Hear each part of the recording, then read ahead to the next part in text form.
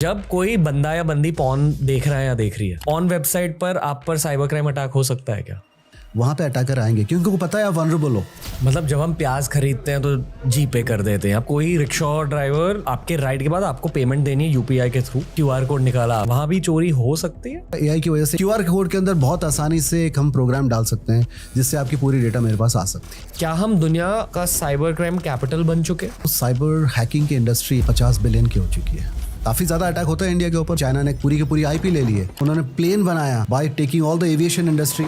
Russia Ukraine war में क्या किया था रशिया ने? उन्होंने पहला पेलोड डाला यूक्रेन के सैटेलाइट में, पूरी मोबाइल कम्युनिकेशन बंद हो गई, एटीएम्स बंद हो गए। आप सोचिए आप डार्कनेस में हो। तो ज्यादा पावरफुल कौन है, एक देश की गवर्नमेंट या वो लोग जो सोशल मीडिया एल्गोरिदम्स को कंट्रोल कर रहे हैं? जो देश इमेजिन कर पाएगा ना बेटर, वही देश आगे बढ़ने वाला है। वाह।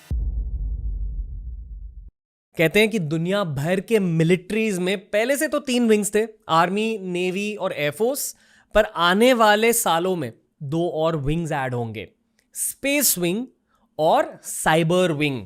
दोस्तों चलो मिलिट्री की बातें छोड़ दो, व्हाट्सएप की वजह से, आपके इंस्टा अकाउंट की वजह से, आपके ईमेल की वजह से, आपके खुद के फोन की वजह से आपके सेफ्टी, आपके सिक्योरिटी और आपके प्राइवेसी को खतरा है।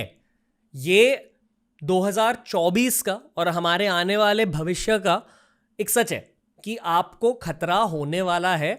साइबर सिक्योरिटी एक ऐसा सब्जेक्ट है जिसके बारे में आपको ज़्यादा जानना चाहिए। तो मेरी सजेशन ये है कि बैठो, इस पॉडकास्ट से नॉलेज अब्जॉर्ब करो और खुद की रक्षा करो, पर इस कॉन्वर्सेशन से सीखो और मज़े भी उठाओ, क्योंकि आज के गेस्ट जगदीश महापात्रा भारत के और वर्ल्ड के ऑनेस्टली एक टॉप साइबर सिक्योरिटी एक्सपर्ट माने जाते हैं। बहुत मज़ेदार फ्री फ्लोइंग कॉन्वर्सेशन है, यू विल एंजॉय योरसेल्फ। पर ये याद रखिए कि भविष्य में खुद की रक्षा आपके दिमाग की वजह से होगी, तो पहले दिमाग पर काम कीजिए। टीआरएस के साथ विथ जगदीश महापात्रा।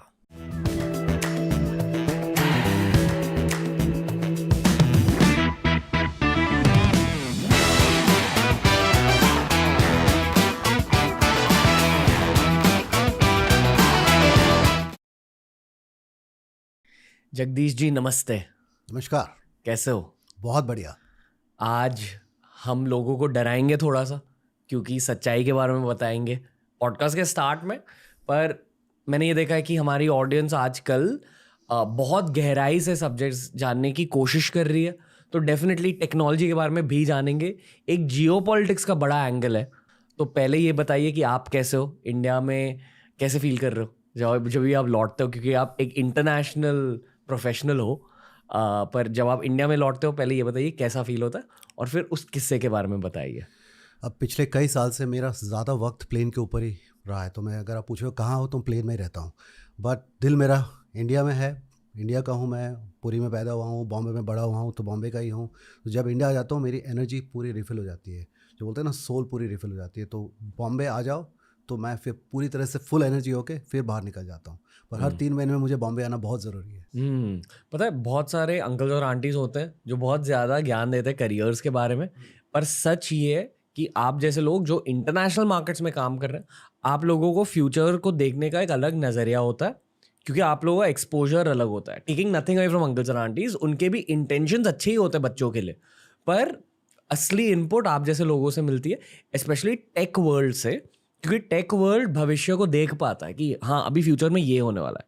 जैसे आपने जो कहा अभी इंडिया के कॉम्प्लेक्सिटी के बारे में, आपने बाहर मुझे सुंदर पिचाई और सत्य नाडेला के बारे में कुछ कहा था, वो बताइए। मैं वही बोल रहा हूँ, आप सिलिकॉन वैली में अगर जाएं, why Indian leaders are becoming CEOs, इसकी एक वजह है क्योंकि जिस तरीके की कॉम्प्लेक्सिटी से वो आ रहे हैं। अब मैं आपको सिंपल एग्जाम्पल लेता हूँ, मैं सिंगापुर में रहता हूँ जी। मैं कई बार बच्चों को देखता हूँ फ़ोन देखते हुए रोड क्रॉस करते हैं। बड़ा ट्रक आ रहा होगा फिर भी रोड क्रॉस करते हैं, ट्रक की तरफ देखते नहीं क्योंकि वो ट्रक रुकेगा। इंडिया में अगर हम रोड क्रॉस करते हैं ना, हम दोनों तरफ देखते हैं, भले उसमें हमको लगे हाँ केओस है, चूँकि हम दोनों तरफ देखते हैं। जब हम बिजनेस बिल्ड करते हैं ना, हमें रिस्क की अंडरस्टैंडिंग बेटर आती है, क्योंकि हमें पता है एक अननोन रिस्क, एक बड़ा risk can destabilise business. I think that can not be taught. Tech can be taught, but ये कौन सिखाएगा? इसी एक वजह, ये हमारी क्लू है। इसे मैं ग्रोइंग बोट थियरी बोलता हूँ। बेसिकली बिजनेस या कोई भी करियर की मिशन एक नाव की तरह होती है, बोट की तरह होती है। आपका गोल ये होना चाहिए कि बोट की साइज बढ़ानी है, पर उसके साथ साथ अगर बोट के नीचे छेद है ना, उन छेदों को आपको नोटिस करना है, उन होल्स को आपको नोटिस करना है और प्लग करना है बहुत झट से। करेक्ट। ये शायद देसी लोगों की खासियत होती है, क्योंकि जुगाड़ हमारे खून में है। और हमें पता है कि कहीं से छेद आ सकता है, तो हमारी माइंडसेट जो है ना वो जाती है कि अरे यार यहाँ प्रॉब्लम हो सकती है। तभी तो हम रोड क्रॉस करते, हमें पता है सिग्नल है, हमें पता है नहीं होना चाहिए, फिर भी हम अभी भी हमारा मेंटल जो हमारी ब्रेन की वायरिंग ऐसी हो चुकी है, हम सोचते हैं रिस्क के बारे में, तो प्रिपेयर जाता है इसीलिए। तो जब आप गोरों के साथ होते हो बोर्ड रूम्स में, वो आपके बारे में ये नोटिस करते हैं कि हाँ इन्होंने बिजनेस के रिस्क्स बता दिए हमें। आई एम अज्यूमिंग यस, क्योंकि आपकी जॉब प्रोफाइल ही ऐसी है। दो बातें वहाँ हो जाती है। एक तो एक प्रोटोटाइप इंडिया इमेज बना रहता है, तो मेरा हमेशा एक मिशन है, ऑलमोस्ट लाइक मुझे लोग मैं अपने आप को मनोज कुमार सोचता हूँ बाय हार्ट जी, ठीक है, तो और मैं रहूँगा मनोज कुमार। तो जो अच्छाइयाँ जो हमारी है ना वो अच्छी तरह से बताई नहीं गई हैं। तो मतलब जो हमारे स्ट्रेंथ्स हैं, अच्छा भारतीयों के, ये मेरा थियरी, आप अगर हम इसको डिस्प्यूट कर सकते हैं, इंडिया की हिस्ट्री 5,000-6,000 साल पुरानी है। जी दिस प्रॉब्ली इस देश से ज़्यादा बड़ी हिस्ट्री इतिहास कहीं और नहीं है, लेकिन उस इतिहास को कहानी में बोलने वाले बहुत कम रहे हैं। बहुत ज़्यादा हिस्टोरियंस रहे नहीं हैं जिन्होंने उस कहानी को बनाया। पिछले 2-3 साल में कौन से हिस्टोरियंस रहे? ज़्यादातर ईस्ट इंडिया कंपनी से आए हुए हैं। उनकी लेंस जो है एक तरीके से इंडिया को देखने की, दैट डजंट डिफाइन इंडिया। यार यूट्यूब से कमाई कितनी होती है? Podcasting one of the highest paying genres है फॉर मल्टीपल लेवल्स, पर इसके पीछे भी ना एक टेक्निक होता है, कुछ हैक्स होते हैं। मैं ये मानता हूँ कि अगर आपको YouTube पर ग्रोथ मिल गई तो आपको सोशल मीडिया में ऑटोमेटिकली ग्रोथ मिल जाएगी, आप ऑटोमेटिकली पैसे कमाओगे। पर आज के ज़माने में YouTube एक पॉडकास्ट होस्टिंग प्लेटफॉर्म बन चुका है। अगर आपको भी ये सीखना है कि पॉडकास्टिंग की शुरुआत कैसे करते हैं, तो आपका भाई लेके आया है एक कोचिंग बेस्ड कोर्स, बेसिक्स से लेकर एडवांस लेवल तक। अगर आपको भी खुद की पॉडकास्टिंग की जर्नी स्टार्ट करनी है तो ये है हमारा स्पेशल बियर बाइसेप्स के उसका podcasting 101 course, link down below. तो मेरी हमेशा ये कोशिश रहती है कि go back to the roots, क्योंकि जब पढ़ रहा था इंजीनियर हूँ तो मुझे मैथ्स अच्छा लगता था। शायद हिस्ट्री के टीचर्स बोरिंग थे उन दिनों में, और मैं हमेशा बोलता हूँ हिस्ट्री बोरिंग नहीं है, हिस्ट्री टीचर्स बोरिंग थे। सब्जेक्ट हमारे भी ऐसे ही होता था। अब मुझे लगता है मुझे इतिहास और पढ़ना चाहिए था, बिकॉज जब वो बात हम गोरों के सामने रखते हैं या फॉरेनर्स के सामने रखते हैं, the respect for the culture goes miles up. Why do we use our hands to eat? Why are we the way we are? Why do we touch feet? Is there a reason for? मतलब क्या वजह करते हैं? वो कहानी बोलना जरूरी है। एक बार वो कनेक्ट आ जाता है, कनेक्शन ही तो है एंड ऑफ द डे। क्योंकि हमें साइबर सिक्योरिटी को लेकर एजुकेशन देनी है, इसलिए मैंने ये कॉन्वर्सेशन हिंदी में करनी चाहिए। हम इजीली इंग्लिश में कर सकते थे, पर जनता को बहुत कुछ पता होना चाहिए, क्योंकि हर कोई फोन यूज कर रहा है। ऑलमोस्ट हर चीज में कंप्यूटर छिपा हुआ। इस नजरिए को समझने के लिए पहले हमें रशिया यूक्रेन वॉर के बारे में बात करनी चाहिए। आजकल लोग जियोपॉलिटिक्स के बारे में बहुत कुछ सीख रहे हैं इंटरनेट के थ्रू। तो जो आपने मुझे रशिया यूक्रेन वॉर के बारे में कहा, वो बताइए कि वॉर के पहले दिन क्या किया था रशिया ने। वॉर हमारी सबसे फैसिनेशन रही है, चाहे आप बिजनेस में भी देखें ना तो वॉर के एग्जाम्पल ज़रूर आते हैं। जो काफ़ी हद तक उसकी वजह भी है कि सारे कंपनीज बने ही थे ईस्ट इंडिया कंपनी के टाइम पे, और उनका ईथोस वॉर का है। साइबर में भी कोई अलग तो बात है नहीं। अगर हम रशिया यूक्रेन की बात करें, सबको पता ही वॉर 1 साल से चल रहा है, बट कुछ लोगों को ये बात नहीं पता कि जो पहली अटैक रशिया से आई, रशिया की जो इंटेलिजेंस GRU है, उन्होंने पहला पेलोड डाला यूक्रेन के सैटेलाइट में, जो कि US बेस्ड कंपनी है, US बेस्ड सैटेलाइट कंपनी है। उसकी वजह से उनकी पूरी मोबाइल कम्युनिकेशन बंद हो गई, ATMs बंद हो गए। तो लगभग 1 दिन तक आप सोचें, आप डार्कनेस में हो, पावर नहीं है, मोबाइल फ़ोन नहीं। कैन यू इमेजिन, आप 1 मिनट के लिए आपका फ़ोन नहीं चल रहा हो, 1 दिन के लिए पूरा कोई पावर नहीं, आप कैसे रहोगे? तो पहले जैसे वॉर होते थे, आप सप्लाईज बंद कर दो, दुश्मन के यहाँ पे खाना नहीं पहुँचेगा, सिपाही नहीं पहुँच पाएंगे, तो you lose the war. But problem यहाँ की ये है, इन साइबर वर्ल्ड आपको पता ही नहीं है आपका दुश्मन कौन है। अब वॉर में तो आपको पता है, जगह पर मिलते हो तो आपको पता है कि आपका इन्वेडर जो है कहीं से आ रहा है, उसकी ये आर्मी होगी, तो मुझे पता है मुझे क्या तैयार होना चाहिए। यहाँ पे एनिमी का ना फेस है, ना कोई नेम है, और ये आपको कहाँ से अटैक कर रहा है उसका कोई आपको एड्रेस नहीं है, क्योंकि बट अटैक हो गया है। तो ये गेम बहुत अलग है। 1 मिनट के लिए छोटी सी ब्रेक लेते हैं, ताकि भारतीय लोग जान सके कि आप क्या कह रहे हो। हाँ जी, ठीक है। मतलब आप मान लो कि कल जाकर हमारे किसी एनिमी ने हम पर अटैक करने की साजिश करी, पर हर नागरिक का हाथ काट दिया, तो आपको कैसे फील होगा? आपका हाथ कट गया। ये जानो कि आपका मोबाइल फोन आपका बॉडी का ही हिस्सा है। आपके दिमाग का हिस्सा, आपका पर्सनैलिटी का हिस्सा है। अभी वो मोबाइल फ़ोन ही आपसे छीन चुके हैं एनिमीज। अभी बताइए, यही ट्रूथ है? बिल्कुल। क्योंकि अभी आपका मोबाइल चल रहा नहीं, इंस्टाग्राम नहीं चल रहा है, यूट्यूब नहीं चल रहा है, व्हाट्सएप नहीं चल रहा है, कॉल्स भी नहीं चल रहे। हा, अभी बताइए। बिल्कुल। तो उस दिन एक आम यूक्रेनियन की लाइफ में हुआ क्या, ताकि भारतीय लोग समझ सकें। तो आप सवेरे उठें जी, आपका फ़ोन कनेक्शन बिल्कुल नहीं है, पावर बिल्कुल ब्लैकआउट हो चुका है। तो आप बिल्डिंग में अगर रह रहे हैं, लिफ्ट बंद है, तो आप नीचे भी नहीं जा सकते हैं। आप किसी को कम्युनिकेट नहीं कर पा रहे, आपके रेडियो कम्युनिकेशंस बंद हैं। सो बेसिकली गवर्नमेंट की तरफ से कोई कम्युनिकेशन नहीं आ रही है, एक्सेप्ट कुछ वार्निंग आ रही है अबाउट सम डेंजर। आप how will you feel? Warning कैसे आती थी? मोस्ट ऑफ द वार्निंग तो स्पेशल एक उसकी एक लिंक रहती है, you know when you have a emergency, war emergency, एक स्पेशल लिंक आती है। SMS या टेलीविजन एक चैनल पे एक स्पेशल लाइन रहती है, वो कुछ दूर तक कुछ टाइम तक चलती है, क्योंकि उसका जो लिंक होता है वो सैटेलाइट वाले लिंक से अलग रखते हैं ज़्यादातर। जैसे हमारे देश में दूरदर्शन, उस टाइप की कोई चैनल, बट उसकी एक खास चैनल रहती है। अभी हमने कभी वो एक्सपीरियंस नहीं किया है, आई एम प्रीटी श्योर हमारी है वो, बट वो एक दो लिंक रहती है और सारी चीज़ें बंद हैं। अब वॉर शुरू हो रहा है, आपको पता भी नहीं कहाँ से वो आने वाला है, बट फर्स्ट लाइन, और ये सच है। हमने बहुत सारे जियोपॉलिटिकल पॉडकास्ट किए हैं हाल ही में, पता चला है कि शायद 2024 ना एक खतरनाक साल हो सकता है दुनिया के लिए। आप भी जियोपॉलिटिक्स फॉलो करते हो, हमें जियोपॉलिटिकल कमेंट्री देने की ज़रूरत नहीं है, पर इन शॉर्ट क्या आपको ये लगता है कि ये थोड़ा वॉर टाइप सिचुएशन का ईयर बन सकता है दुनिया के लिए? क्योंकि जो भी चल रहा है गल्फ में, यूरोप में, अफ्रीका में भी कुछ टेंशन अभी ताइवान में भी है। कहते हैं कि हमारी करंट गवर्नमेंट स्ट्रांग है, इसलिए हमें इतना खतरा नहीं है, पर मैं मानता हूँ कि वॉर कोई प्रिडिक्ट नहीं कर सकता, कभी भी कुछ भी हो सकता है। सही कह रहा हूँ, गलत कह रहा हूँ, आपका क्या मानना है? अभी अगर मैं कहूँ वॉर, तो हम देख ही रहे हैं, अभी एक बड़ा वॉर चल रहा है और छोटे मोटे वॉर हमेशा होते रहते हैं। मेरा ऐसा मानना है कि भविष्य में असली वॉर साइबर वर्ल्ड में ही होने वाला है, क्योंकि उसके इम्पैक्ट, अब आपको और एक एग्जांपल बताता हूँ। 27 जून 2017 जी, एट वन टाइम क्या चीज़ें हो रही है देखते हैं हम। पहली चीज़, एक हॉस्पिटल है फिलाडेल्फिया में, US में, जो पेशेंट्स को अभी ऊपर नहीं हुई, उनकी पूरी पेशेंट एंट्री सिस्टम बंद हो गई है। तो सारे पेशेंट्स लाइन लगा के बैठे, किसी को लेके नहीं जा पा रहे।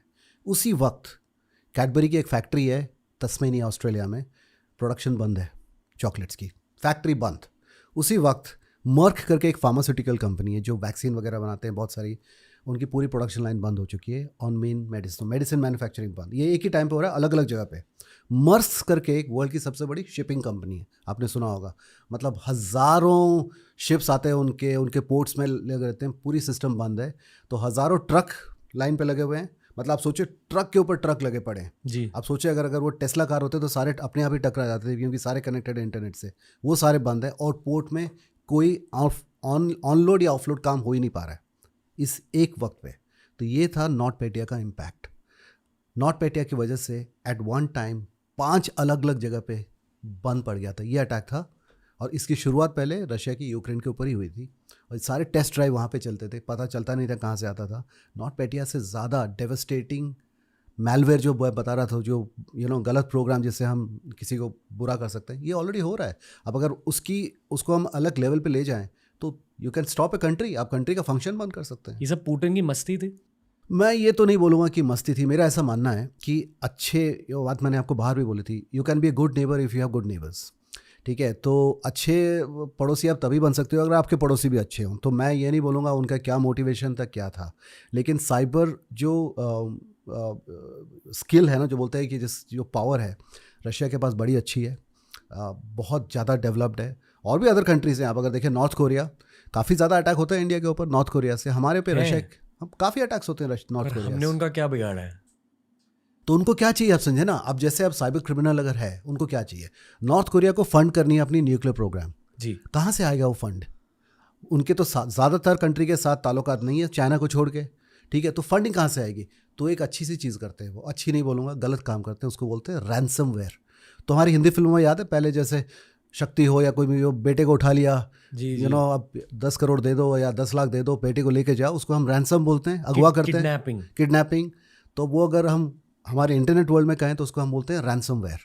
आपने एक प्रोग्राम छोड़ दिया किसी कंप्यूटर पे, उसके कंप्यूटर को आपने जैम कर दिया, उसमें सारे उसके इन्फॉर्मेशन है, कस्टमर के डेटा है, फाइनेंशियल डेटा है। अब बोलेंगे आप अगर पैसे नहीं दोगे तो हम आपको आपका डेटा रिटर्न नहीं करेंगे। अब प्रॉब्लम ये है कि आप पैसे दोगे तो ये कोई गारंटी नहीं है कि उस डेटा की कोई अलग रिकॉर्ड नहीं बनती है। तो हमारे जो इंटरनेट है ना, अगर आप देखें ये सरफेस पे ये हम इंटरनेट यहाँ यूज़ करते हैं जी। अंदर एक और इंटरनेट जिसको हम बोलते हैं डार्क वेब। ठीक है, वो डार्क वेब इस इंटरनेट से 10 गुना ज़्यादा बड़ा है। तो कई बार मैं डार्क वेब में कभी घूमता हूँ कुछ समझने के लिए, तो फिर दिखता है कि सारे डेटा कितनी आसानी से मिल रहे हैं, बैंक अकाउंट है, ये है। तो नॉर्थ कोरिया का मॉडल सिंपल है, उनको रैंसमवेयर करना है, पैसे कलेक्ट करने हैं ताकि न्यूक्लियर प्रोग्राम बने। सबकी अलग अलग मोटिवेशन है। हमने ईरान को भी देखा हुआ, ईरान में ऐसा होता है। बहुत सारे कंट्रीज़ हैं, मैं कोई पिक नहीं, चाइना, हमारे सबसे ज़्यादा अटैक्स हमारे पड़ोसियों से आते हैं चाइना से, उनकी मोटिवेशन अलग है। अब आपको देखें चाइना ने कई बार कई जगह पे अटैक करके पूरी की पूरी आईपी ले ली है। वहाँ उन्होंने प्लेन बनाया by taking all the aviation industry IP theft from US. तो ये कहानियाँ चलती रहती है। कोई दूध का धुला नहीं है देशों में, क्योंकि अटैक भी आप करते हो, डिफेंड भी करते हो, लेकिन ये इन कंट्रीज़ के साइबर स्किल्स बहुत ज़्यादा ऊपर है। मैं 2 चीज़ें कहना चाहूँगा आम जनता के लिए। हाँ, अक्सर ना इस पॉडकास्ट पर टेक स्टैक की बातें होती है, भारत के टेक स्टैक की बातें, ठीक है। अभी आई थिंक हर भारतीय को भारत के टेक स्टैक के बारे में पता है, पर उन्हें ये नहीं पता कि यही चीज़ें भारत की टेक स्टैक मानी जाती है। पहले ये बताइए कि टेक स्टैक है क्या। पर मैं आपसे ये भी पूछना चाहूँगा कि आई एम श्योर एक साइबर सिक्योरिटी के पर्सपेक्टिव से ये टेक स्टैक के पीछे भी एक लॉजिक है कि इसकी सिक्योरिटी इतनी तगड़ी कैसी है। क्योंकि अगर ये चीज़ आसान होती टेक स्टैक बनाना, यूपीआई, आधार एटसेट्रा एटसेट्रा, तो दुनिया भर के देश करते। पर कोई तो वजह होगी कि दुनिया भर के देश नहीं कर पा रही है, भारत क्यों कर पा रहा है। तो डेफिनेशन से लेकर इसके साइबर सिक्योरिटी एंगल के बारे में भी बताइए, और ये भी बताइए कि अगर वॉर टाइप सिचुएशन हो गई तो हमारे टेक स्टैक का क्या होगा। बहुत सही है। पहले तो टेक स्टैक को हम समझ लें जी। इसकी जो बेसिक बुनियाद जो बनी वो आधार से बनी है। बेसिकली आपका और मेरा एक यूनिक नंबर है जी, जो हम बोलते हैं टेक में हमने एनक्रिप्ट किया हुआ है। तो आपका नंबर किसी और को दिखता नहीं, आपको पता है, अगर आप बाहर देखोगे तो एनक्रिप्टेड है। वो फाउंडेशन बन जाती है। उससे क्या होता है, कल आपको इनकम टैक्स भरना है तो आपके आधार के साथ लगा हुआ है। बैंकिंग सिस्टम जो है कनेक्टेड टू योर आधार है। उससे आप बाकी आपके जो गवर्नमेंट के सर्विसेज हैं, अगर आप देखें आम जनता के लिए गवर्नमेंट के बहुत सारे स्कीम्स आते हैं, वो कनेक्टेड उस आधार के साथ है। तो उस बेसिक आधार के ऊपर गवर्नमेंट के सारे सर्विसेज लगे हुए हैं। देन उसके ऊपर आज की जो सबसे बड़ी चीज़ इंडिया की रही है वो फाइनेंशियल सर्विसेज। जो हमने यूपीआई आपने बात की, दुनिया में कहीं नहीं है। 185 कंट्री में से मैं कुछ 50-60 कंट्रीज़ तो घूम चुका हूँ, और आपको बता सकता हूँ जिस तरीके से हमारी फाइनेंशियल और यूपीआई मॉडल चलती है कहीं नहीं। उसका एक एग्जांपल बताता हूँ मैं। मतलब जब हम प्याज खरीदते हैं तो जीपे कर देते हैं या पेटीएम कर देते हैं, और हम फॉर ग्रांटेड ले लेते हैं ये चीज़ें। हाँ, इवन वो लोग जो बहुत ज़्यादा एंटी मोदी, और ये pro Modi anti Modi conversation नहीं है, पर मैं ये हर भारतीयों को कहना चाहता हूँ कि यूपीआई को फॉर ग्रांटेड मत लीजिए। ये बहुत बड़ी चीज़ है भारतीय पर्सपेक्टिव से, दुनिया भर के लोग इसे रिस्पेक्ट करते हैं। और किसी ने रेप्लिकेट किया नहीं है। और आधार तो शुरुआत होता है पिछले गवर्नमेंट्स, तो उसमें ऐसा कोई इसमें कोई पॉलिटिकल व्यू नहीं है। अब मैं आपको असली चीज़ बताता हूँ। मैं सिंगापुर में रहता हूँ, आपको बताया था मैं, तो कोविड के दौरान मैं आ नहीं पाया था।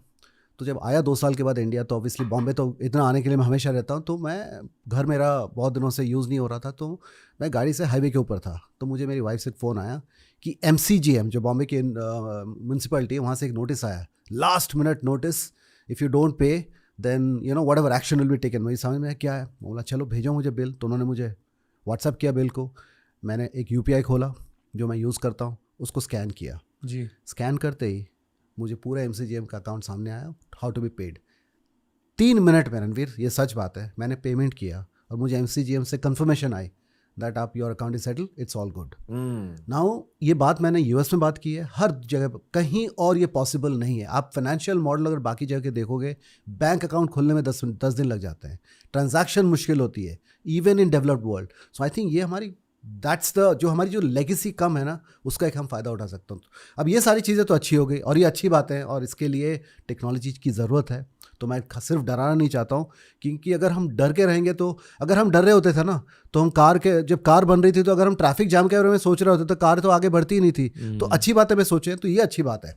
लेकिन it also makes us vulnerable, क्योंकि अगर सिस्टम में कोई वनरेबिलिटी रहेगी या कोई कमज़ोरी रहेगी, दुश्मन तो चाहेंगे उसको ये करने, क्योंकि ये पूरे वर्ल्ड की एनवी है कि ऐसे हो कैसे गया। ये इसलिए हुआ क्योंकि हमारी कंप्यूटर इंजीनियरिंग स्किल्स अच्छे हैं, हमारे कोडिंग स्किल्स दुनिया के कुछ बेहतरीन कोडिंग स्किल्स में से माने जाएंगे। ये एक वजह है कि 100% यूपीआई क्रिएट हुआ है। 100%। ओके, अब बताइए। तो वो हमारी स्किल है और हमारी स्ट्रेंथ रहेगी आगे जाते हुए भी, अगर आप देखें तो अब अगर ये सिस्टम कोई ब्रेक कर ले तो ऑब्वियसली आप सोचें फाइनेंशियल सिस्टम हो गई, आपकी पूरी गवर्नमेंट सिस्टम, डिस्ट्रीब्यूशन सिस्टम रुक सकती है। बट आई थिंक हमारे जो साइबर डिफेंस की टीम है, अभी मैं दिल्ली से ही आ रहा हूँ और मैं उसको ज़्यादा आपको नहीं बोल पाऊँगा, मुझे पता है कि ध्यान हमेशा पूरा रहता है क्योंकि हमारे पड़ोसी कुछ हमारे ज़्यादा दोस्त तो है नहीं। तो आई थिंक वही बात हो जाती है, अगर हम अज्यूम करके चलें कि हमारे जो बेसिक सिक्योरिटी की आते अगर हम सुधार लें तो काफ़ी हद तक हम सेफ रह सकते हैं। पासवर्ड की बात होती है ना, जैसे अब OTP का भी ज़माना है। जी। तो हर पासवर्ड में एक OTP लगा लो, आप डबल फैक्टर डाल दो। चलो अगर उसने बोला आप बहुत हैंडसम हो तो 2 क्वेश्चन और पूछ सकते हो, हाँ ये मुझे बताना चाहिए। तो अभी मैं पिछले हफ्ते मुझे एक बड़ा इंटरेस्टिंग सा फ़ोन आया, अब मैं आपको बाहर भी बता रहा था जी। तो बोलते आप जगदीश महापात्रा जी हैं? मैं बोला हाँ। आपने मुझे पहचाना मेरी आवाज़ से? बोला आपकी आवाज़ से, आपकी आवाज़ अच्छी है लेकिन पहचान नहीं पा रहा हूँ। मैं शुक्ला जी बोल रहा हूँ। तो शुक्ला जी आपके पापा के दोस्त? बोला अच्छा, मैं समझ गया क्या हो रहा है। बोला हाँ पापा आपके बारे में बात करते हैं, कैसे हैं आप शुक्ला जी? पापा ने कहा आपको 12,000 रुपये ट्रांसफ़र करने हैं। तो मैंने कहा अरे वाह, पापा ने मुझे बताया नहीं, मगर आप तो अच्छे दोस्त हैं, ज़रूर आपको बताया होगा, तो क्या करना चाहिए? आप मुझे अपना अकाउंट बताएंगे तो हम आपको ट्रांसफ़र कर देंगे। बोला अच्छी बात है, कैसे करें? आपको मैं QR कोड भेजता हूँ, उसमें आप 2 रुपये ट्रांसफ़र कर दें तो मुझे पता चलेगा अकाउंट क्या है, फिर उसमें आपको 12,000 ट्रांसफ़र कर देता हूँ। मैंने कहा शुक्ला ये तो बढ़िया, शुक्ला जी बहुत अच्छी बात बताइए, आपके आइडिया में आगे मैं यूज करूँगा। अभी इस वक्त तो मेरे पास कोई अकाउंट ही नहीं है, क्या करें? पर शुक्ला जी एक बात बताया, पापा को कब मिले थे? फ़ोन रख दिया। तो होता क्या है कि अगर हम 2 चीज़ कर सकते हैं, एक तो हम पहले समझ लें कि शुक्ला जी नहीं है जी, जैसे आपने कहा कोई और है। सेकेंडली कि थोड़ा और सवाल भी पूछ लें इंस्टेड ऑफ इमीडिएट यार 12,000 कि क्या होता है, जैसे प्यार वैसे ही दूसरा है पैसा। ये भी हमारी जो वाइसेस ऑफ लाइफ है ना, ग्लटनी, मनी, फूड, तो ये जो आ जाता है ना एक बार साथ में, तो आदमी फिर कुछ और सोचना पड़ता है। 12,000 तो मिल रहे हैं, मुझे क्या है, QR कोड भेज। अब QR कोड के अंदर बहुत आसानी से एक हम प्रोग्राम डाल सकते हैं जिससे आपकी पूरी डेटा मेरे पास आ सकती है। एक बार आपने उस QR कोड पे क्लिक कर दिया। दोहराइए, ये सेंटेंस बहुत की सेंटेंस है, फिर से बताइए, दोहराइए क्या कहा आपने। इस QR कोड के अंदर मैं एक बहुत सिंपल सा एक गब्बर सिंह या मोगैम्बो छोड़ सकता हूँ जो 1 मिनट में आपका पूरा डेटा ले जाएगा। तो आपको 12,000 देने की तो बात है, आपके बैंक अकाउंट में जितने पैसे हैं वो भी गायब हो जाएंगे, और हो रहे हैं अभी भी, हर दिन हो रहे हैं क्राइम। तो मान लो कोई रिक्शा ड्राइवर ड्राइव कर रहा है और आपके राइड के बाद आपको पेमेंट देनी है UPI के थ्रू, और उसने एक QR कोड निकाला आपके लिए, वहाँ भी चोरी हो सकती है? बिल्कुल हो सकती है। इसके लिए तो फर्स्ट थिंग हमें चेक करना चाहिए कि वो जो भी पेटीएम का हो, किसी का भी QR कोड हो, पहले देख लें कि वो जेन्युइन QR कोड है कि नहीं, दिख जाएगा। दूसरी बात है, जब आप QR कोड पे आप स्कैन करते हैं वो एक वेबसाइट दिखाता है नीचे, प्लीज़ वो वेबसाइट पे थोड़ा एक बार ध्यान दे दें। पर कैसे पता चलता है कि जेन्युइन QR कोड है या नहीं? पहली बात है कि अगर पेटीएम की कोड है तो वो पेटीएम के साइट पे ही जाएगा, कहीं और नहीं जाएगा। पहले होता क्या है कि अगर जो हैकर्स होते हैं वो बीच में एक साइट डाल देते हैं, जिससे आप वो एक बीच वाले एक साइड में, तो मैन इन द मिडल हम बोलते हैं, वहाँ वो जाता है, वेबसाइट दिखती है नीचे, और वहीं से आपको पता चल जाएगा कि ये कहीं और जा रहा है। तो जेन्युइन QR कोड पता चल जाता है, थोड़ा ध्यान देना है। मैं आपको बताता हूँ, बैंक के वेबसाइट्स www.hdfcbanking.com, उसमें एक लेटर यहाँ से यहाँ कर दूंगा ना, ब्रेन की वायरिंग होती है, हाँ ये तो अज्यूम है, ध्यान दे देंगे, ध्यान तो देना पड़ेगा, और रैंडमली कोई QR कोड पे हमें क्लिक नहीं करना चाहिए। मतलब शायद आने वाले 5-10 सालों में ऐसे टाइप के चोरी होंगे। मेरे ख्याल से अभी हो रहे हैं। अभी पिछले हफ्ते मैं एक टाइम्स ऑफ इंडिया की रिपोर्ट पढ़ रहा था, काफ़ी सारे अटैक्स हो ही रहे हैं हमारे, कुछ पर लाख मैंने सुना कुछ 130-140 साइबर क्राइम्स हो ही रहे हैं इस वक्त। कुछ लोग शर्म की वजह से बोलते नहीं, अरे यार इतनी बड़ी गलती मैं कैसे दूँ। छुपाओ मत, क्योंकि अगर 4 लोग आके बोलें साइबर सिक्योरिटी सेल में, मुंबई पुलिस में हो या कहीं हो, तो 40,000 लोगों को पता चलेगा अरे मैं ये गलती ना करूं जी। तो एक और प्रॉब्लम आपको अभी इस वक्त बताना हमें चाहिए कि आपने मार्वल की एवेंजर आर्मी या कोई सब पढ़ी होगी जी। ये जो साइबर क्रिमिनल्स है ना, चाहे आप कोई भी कंट्री के ले लो या साइबर क्रिमिनल्स प्रोफेशन, एक तो हो गया कि नेशन स्टेट वाले जो होते हैं उनका एजेंडा अलग होता है, बट साइबर क्रिमिनल्स का एजेंडा बहुत सिंपल है, हमें मोहब्बत सिर्फ पैसे से है, ठीक है, उनका और कोई मोटिवेशन नहीं, बट ये एक दूसरे से बहुत जुड़े हुए हैं। किसी ने एक नया तरीका ढूंढा, दूसरा उससे सीख लेता है, या वो उसको रेंट में देता है, हाँ मैंने नया प्रोग्राम बनाया यूज़ कर ले। लेकिन जो अच्छे लोग हैं ना वो शेयर नहीं करते हैं। ये अजीब कहानी है, ये पहली कहानी जिसमें विलेंस के बीच में ज़्यादा दोस्ती है, भाई हीरो सारे हम सोलो हीरो बनेंगे, तो उसमें क्या होता है कि जो अच्छी चीज़ आपने सीखी है वो शेयर ही नहीं करते हो। तो मैं हमेशा हर कंपनी में यही बोलता हूँ, आपने कोई एक नई अटैक देखी है, शेयर करो, उससे बाकी लोग सीख जाएंगे, उससे और अटैक कम हो जाएंगे। कैसे शेयर करेंगे?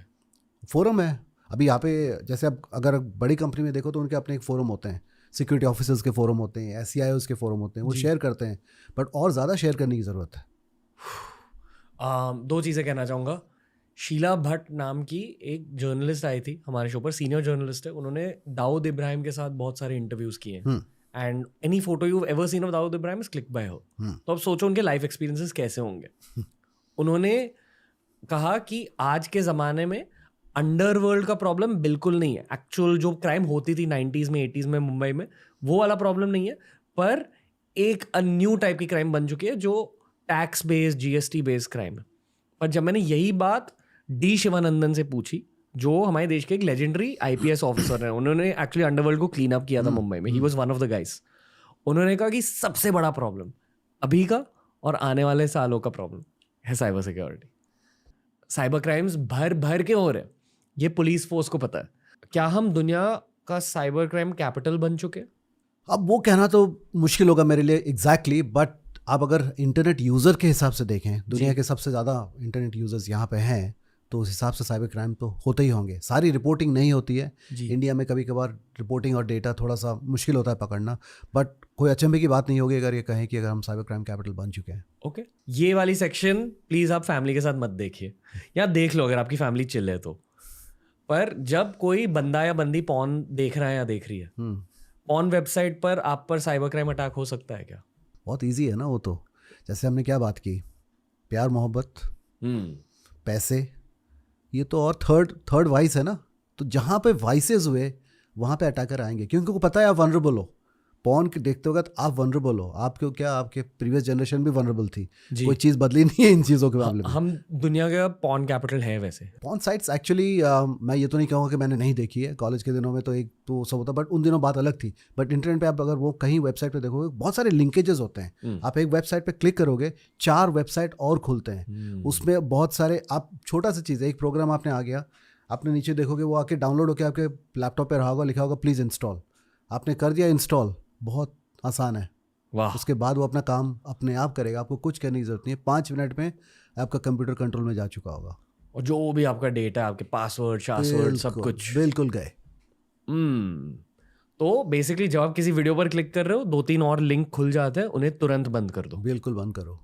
पहले तो वीडियो देखने की ज़रूरत नहीं है, पहले तो हम लोग क्या ज़रूरत है, पर ठीक है, मैं आई एम नॉट हियर, मैं कोई साधु संत वाली बात करूँगा नहीं, जो आपको ठीक लगे। बट एक अच्छे ब्राउज़र में देखना वो HTTPS है क्या, क्योंकि S मतलब वो इनक्रिप्टेड होकर आता है, यू नो, वो डेंजर है नहीं, वो साफ है। मतलब अगर आप वेबसाइट देखें HTTP डॉट फिर उसके बाद आता है ना, तो S पे साइट्स में जाएं। बैंकिंग साइट सारे S होते हैं ज़्यादातर। जब हम फाइनेंशियल ट्रांजैक्शन करते हैं ना, कोई बैंकिंग का काम करते हैं तो S रहता है। सिमिलरली अगर आप पॉर्न भी देख रहे हैं तो S वाली साइट पे जाएं और पे करके देखें। वो फ्री वाले जो होते हैं, तो कई बार हमको लगता है अरे हमने फ्री में मिल गया, अरे फ्री में कुछ नहीं मिलता। फ्री में आपने अपना डेटा बेचना है अभी, क्योंकि वो फ्री में आपको दे रहा है ताकि बाद में आपसे डेटा लेगा। जैसे टेक वर्ल्ड में कहावत क्या है कि अगर कोई भी प्रोडक्ट फ्री है, then you are the product, मतलब आप प्रोडक्ट हो, आप बिक रहे हो। बिल्कुल, मैंने हिंदी में कोशिश की थी जितनी उसको बोल पाऊँ, तो यही सच है और यही सच है। यूट्यूब देखते वक्त हो सकता है? बिल्कुल। कैसे? गूगल की साइट पे मेरे हिसाब से गूगल को मुझे इतनी रिस्पेक्ट देनी पड़ेगी, गूगल में सिक्योरिटी कॉन्शियसनेस बहुत ज़्यादा हाई है, ठीक है, तो चांसेस आर कम। बट अगर आपने PC में कंट्रोल्स कम है और उसकी वजह से कोई लिंक जो उसके साथ कनेक्टेड हो किसी ने अगर डाल दिया हो तो रिस्क आ सकती है। यूट्यूब पर से मेरे हिसाब से गूगल की, मैं गूगल कब से यूज़ कर रहा हूँ, मैंने देखा है Google has always been conscious about that. But एक चीज़ मैं खाली गूगल के बारे में बोलूँगा जो मैंने पहले भी कहा है, आप गूगल मैप्स यूज़ करते हो, गूगल के कोई भी प्रोडक्ट यूज़ करते हो, उसमें एक चॉइस है कि यू डिलीट योर हिस्ट्री। तो हिस्ट्री डिलीट कर दो आप, हमको पता नहीं होता। आपका आप अकाउंट में जाओगे, आप हिस्ट्री खोलना, you delete where you have gone. पूरी दुनिया को बताने की जरूरत नहीं है आपने यहाँ से अमेज़न में ये खरीदा, ये भाइयों को पता है, सब भाइयों को पता है डिलीट हिस्ट्री। पता है, हाँ, क्योंकि पर डिलीट पता है, ये बचपन में ही सीख लेते हम। वो वो तो पापा से छुपाने के लिए ना। मैं कुछ नहीं कहूंगा सर, उसके बारे में बताइए। लेकिन गूगल ट्रैकिंग हिस्ट्री फिर भी लोग नहीं करते हैं। मेरे रिसर्च से लोग भूल जाते हैं वो। तो अमेज़न में गए हो आपने कुछ खरीदा, मैं वो हिस्ट्री की बात कर रहा हूँ, वो डिलीट करते जाओ। क्योंकि अगर आपका अकाउंट हैक हो जाए ना, अभी एक सिंपल एग्जाम्पल लेता हूँ। एक कंपनी, टेक कंपनी है, नाम नहीं लूँगा क्योंकि ये पब्लिक हैक है तो और सारे दोस्त हैं बुरा मान जाएंगे, लेकिन बड़ी कंपनी है। उनमें एक आदमी ने, एम्प्लॉई है, लैपटॉप पे गया, उसकी खुद की एक गूगल अकाउंट है और एक कंपनी अकाउंट है, बट लैपटॉप कॉमन है।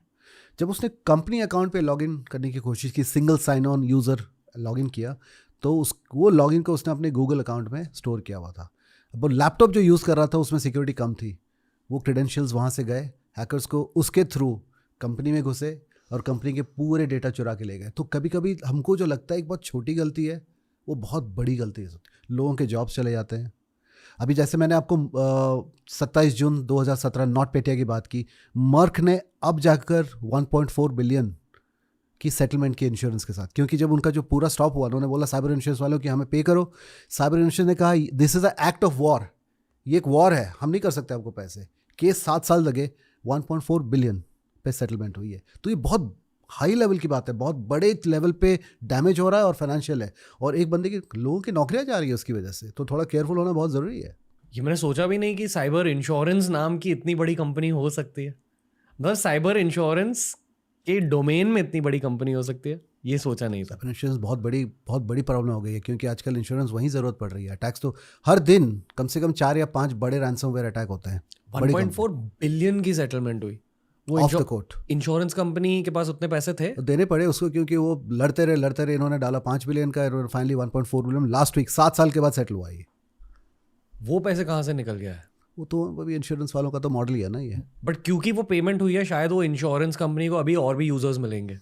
अब सबको तो पता है कि साइबर इंश्योरेंस चाहिए, लेकिन इस तरह कई बार आप देखते हो ना, रेगुलर हेल्थ इंश्योरेंस भी आप लोग है ना, एक एक्ट ऑफ गॉड रहता है ना क्लॉज, आपने देखा हो, मूवी में आया था, कौन सी एक पिक्चर में एक्ट ऑफ गॉड का केस बना था। तो ओ माई गॉड का जो फर्स्ट वाला था, इफ़ यू सी उनका जो घर टूट जाता है तो इंश्योरेंस वाले क्या बोलते हैं, this can not be paid by us because this is an act of God. That is what he contest, उन्होंने कोर्ट पे जाकर लड़ते हैं ना कि ये एक्ट ऑफ गॉड नहीं है। तो एक्ट ऑफ गॉड है क्या? तो वॉर अगर आ जाता है, इंश्योरेंस वाले बोलते हैं हाँ ये तो वॉर है। Air Force One, cyber security and Modi ji, I am sure उन पर साइबर अटैक हुआ होगा। His phone would have probably been attacked, Amit Shah का phone probably would have been attacked. It's not possible that it's not. हमारे cyber defence capabilities very strong है, और हमें पता है कि चारों तरफ जो हमारे अच्छे मुल्क पड़ोसी हैं वो हम पे अटैक करना ही चाहेंगे, और जो भी उनका है मोटिवेशन करना चाहिए। वह हमारे साइबर डिफेंस कैपेबिलिटीज़ काफ़ी स्ट्रांग है। आई एम प्रीटी श्योर बहुत ज़्यादा होता है। अभी एक न्यूक्लियर रिएक्टर पे अटैक हुआ था नॉर्थ कोरिया से कुछ 1-2 साल पहले, भारतीय न्यूक्लियर रिएक्टर, हाँ है बंद पड़ा था।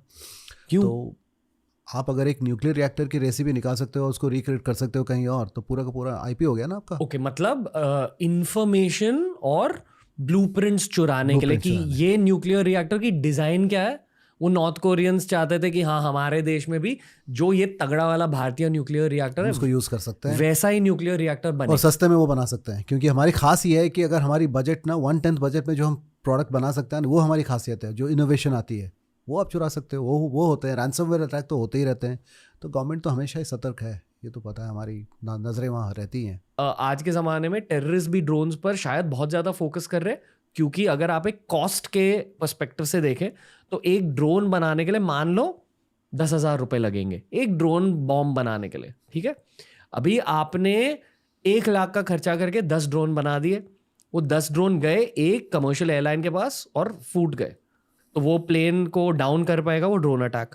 पर एंटी ड्रोन मिसाइल जो होती हैं वो 1 करोड़ में बनती है। तो अभी टेररिस्ट के पास शायद एडवांटेजेस है, क्योंकि कम कॉस्ट में आप एक बहुत बड़ा ड्रोन अटैक कर सकते हो, और उसे कॉम्बैट करने के लिए एंटी ड्रोन सिस्टम्स बहुत महंगे होते हैं। बिल्कुल। लोग ये नहीं समझते ड्रोन वॉरफेयर के बारे में, पर लोग ये भी नहीं समझते कि ड्रोन्स के अंदर एक कंप्यूटर होता है, and therefore it's in your domain of cyber.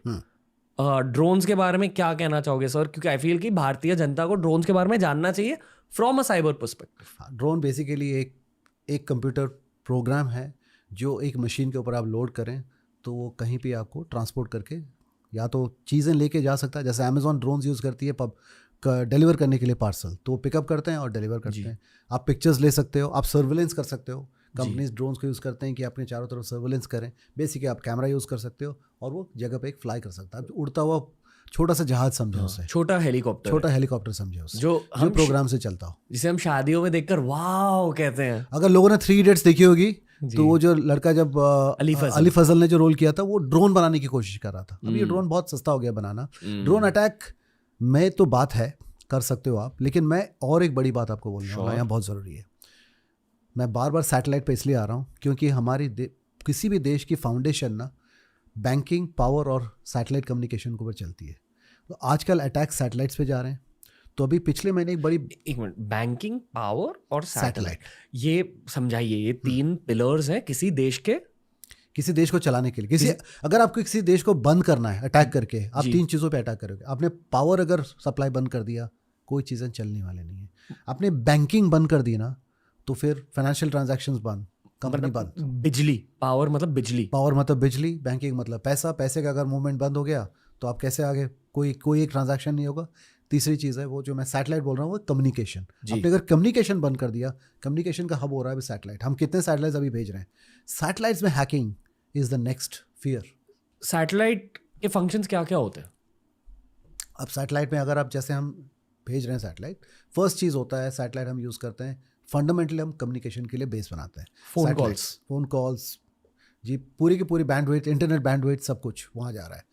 Surveillance, weather reading, वो सब भी बहुत सारी चीज़ें। मेन चीज़ है हमको इंफ्रास्ट्रक्चर कम्युनिकेशन की मिलती है। मुशर्रफ के फोटो लेना, वो भी कर सकते हैं वहाँ से, कहाँ पे क्या चल रहा है। और आप कई सारे बड़े सारे ड्रोन्स वहाँ पे हम डाल सकते हैं, जहाँ से हम ड्रोन से देख सकते हैं कहाँ पे क्या चल रहा है। तो उसकी अपनी एक यूज़ है, मगर उसको आपने कट ऑफ कर दिया तो बहुत बड़ा प्रॉब्लम हो सकता है। तो अभी क्या हो रहा है, नासा से मुझे पता है काफ़ी सारे रॉकेट्स भेजे जाने हैं, जिसमें हमारे हैकर की दुनिया में एक होते हैं, अच्छे वाले भी लोग होते हैं जिनका काम है ये बताना कि अरे यार तुम्हारी कंपनी में ये प्रॉब्लम है, मैं तुम्हारे सॉल्व कर सकता हूँ। उनको हम बोलते हैं वाइट हैटर्स, एथिकल हैकिंग बोलते हैं हम, तो अच्छे वाले हैं।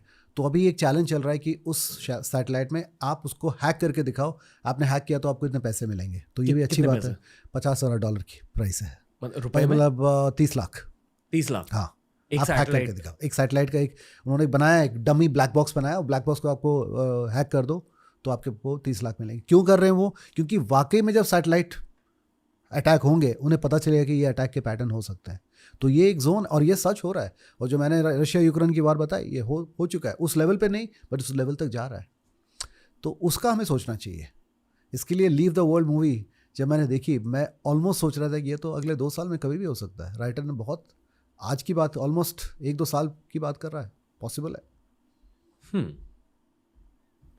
अजीब सवाल पूछना चाहूँगा मैं। हाँ जी। आप साइबर सिक्योरिटी डोमेन में काम करते हो, मतलब आप साइबर सिक्योरिटी प्रोवाइड करते हो। आप बहुत सारे कंपनीज के लिए उनके स्पाइडरमैन या बैटमैन हो।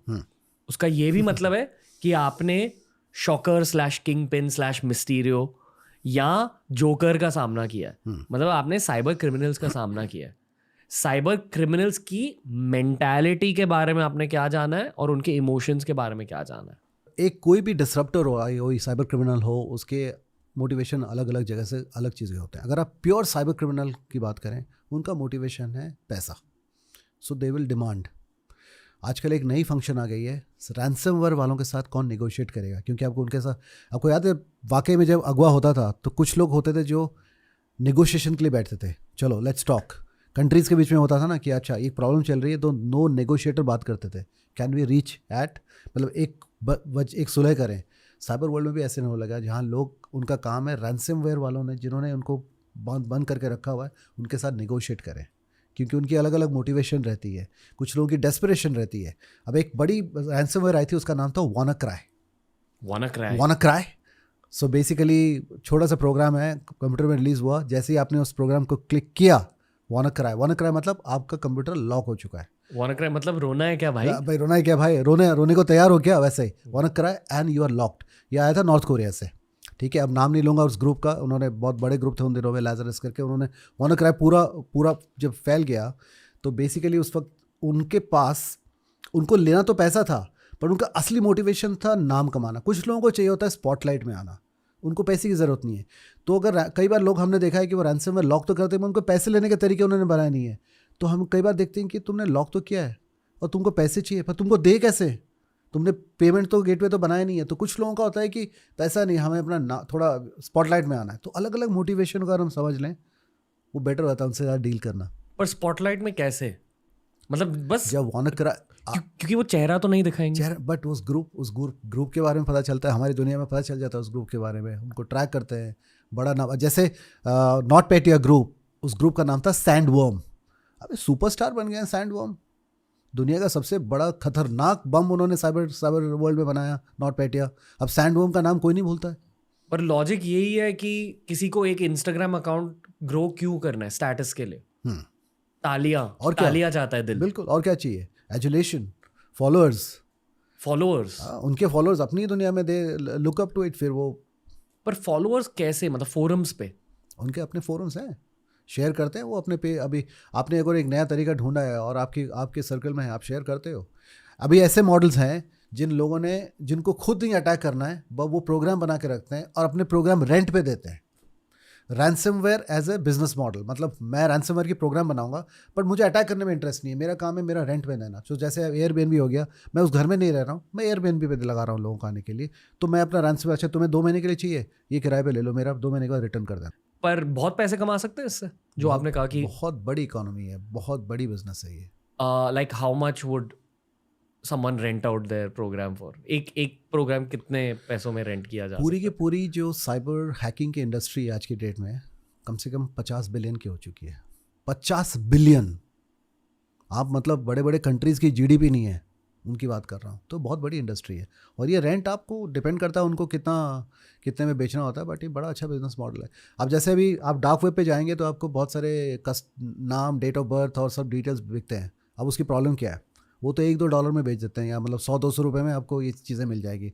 आपने खरीद लिया, उसके बाद आप उसको हैक करने के लिए यूज़ करते हो। एज ए हैकर हैक करना इतना आसान हो गया है, डेटा मिल रहा है फ्री में और लगभग फ्री में। डार्क वेब में टूल्स मिल गए मुझे, जो मेरे को रेंट में टूल्स दे देंगे, तो मुझे एक बहुत बड़े प्रोग्रामर बनने की भी ज़रूरत नहीं है। मैं उनको अगर साथ में डाल दूँ और मैंने अपना टारगेट ढूंढ लिया, ये बैंक मेरा टारगेट है अगले 6 महीने तक, मैं लगा रहूँगा और कहीं से कहीं एक बार घुस गया तो मेरा काम हो गया।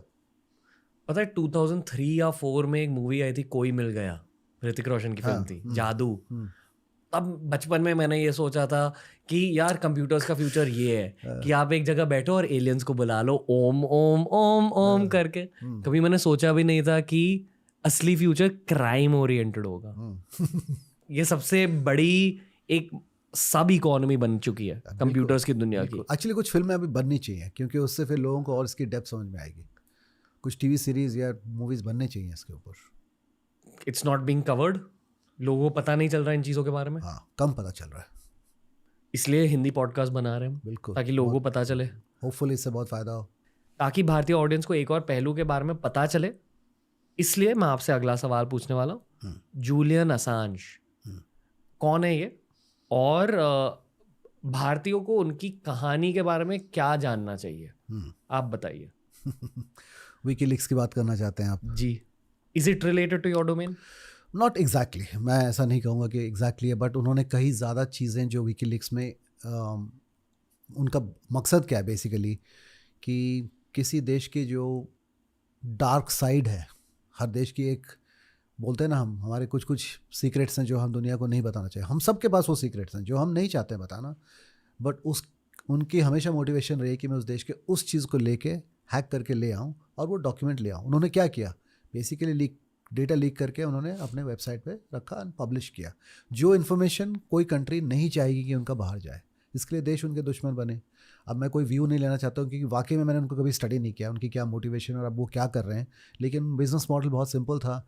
जिस देश के पीछे उनकी कोई रंजिश रही होगी या कोई वजह होगी जिससे वो नाराज़ होंगे, तो उनके सीक्रेट्स, वो सीक्रेट्स जो कभी एम्बैरेसिंग, कभी कभी वो सीक्रेट्स हैं जो आप नहीं मानना चाहते हो। कई बार हम कई बातें ऐसे बोलते हैं। अभी एक यूएस डिप्लोमेट, जब हेनरी किसिंजर की उनकी अभी डेथ हुई, बहुत, उनको तो नोबेल प्राइज़ भी मिला था पीस के लिए, बट उन्होंने कुछ ऐसी बातें इंदिरा गांधी जी के बारे में कही थी उन दिनों में, जो बाद में उन्होंने रिग्रेट की।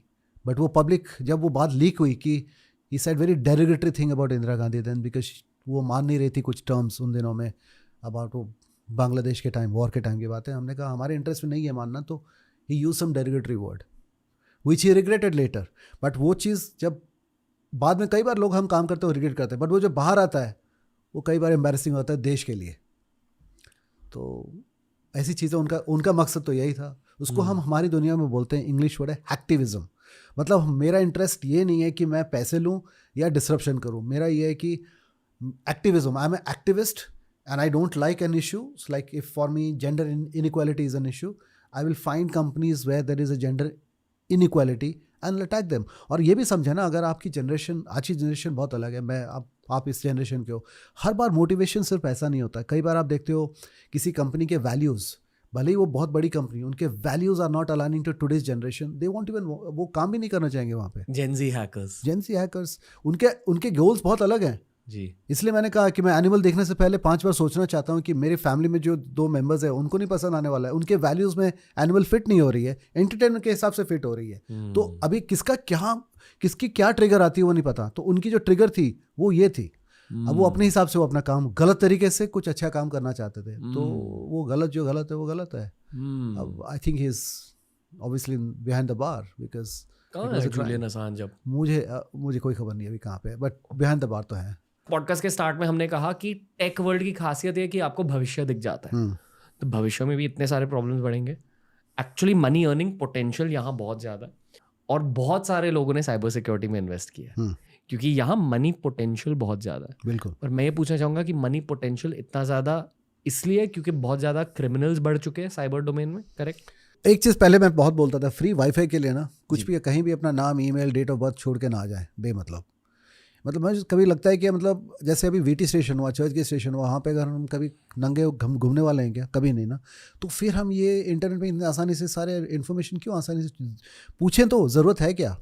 कुकीज़ आते हैं, कुकीज़ पे क्यों एक्सेप्ट करें कि उससे हमारे डेटा, एक बार पूछ लें इसकी ज़रूरत नहीं है तो ना कर दो, जब उस डेटा की ज़रूरत नहीं है। जब हम असली लाइफ में ये नहीं करेंगे नंगा घूमना, तो इंटरनेट में क्यों इतनी जल्दी नंगा हो जाते हैं? अच्छा ले लो भाई, अच्छा OTP आ रहा है, आपको OTP चाहिए, देते क्यों? थोड़ा सा बस माइंड शिफ्ट करना है कि वो अलग नहीं है दुनिया। मैं भी पूछना चाहूँगा कि क्यों, आपने क्या देखा है क्यों होता है? बस मासूमियत की वजह से, नाइविटी, लैक ऑफ अवेयरनेस भी हो जाती है कि लोगों को लगता है कि कई बार एक भी हमारी कहावत है इंडस्ट्री की सबसे पुरानी ओल्ड जंगल सेइंग जो हम फैंटम में बोलते हैं ना, the ghost who never sleeps, हमारी सेइंग है there are only 2 kinds of companies, the one which are breached and the one that do not know they are breached. 2 ही तरह की कंपनी है। फिर से कहिए। सिर्फ 2 तरह की कंपनीज है। The first type of companies are who are breached, the second one who actually don't know they are breached. मतलब जिनके घर में चोरी हो चुकी है और जिनको ये भी नहीं पता कि उनके घर में चोरी हो चुकी है। बस मतलब हर कंपनी पर अटैक्स हुए हैं। कई बार तो उन्हें पता ही नहीं कि अटैक हो के उनके लॉसेस भी हो चुके हैं। ये सच है।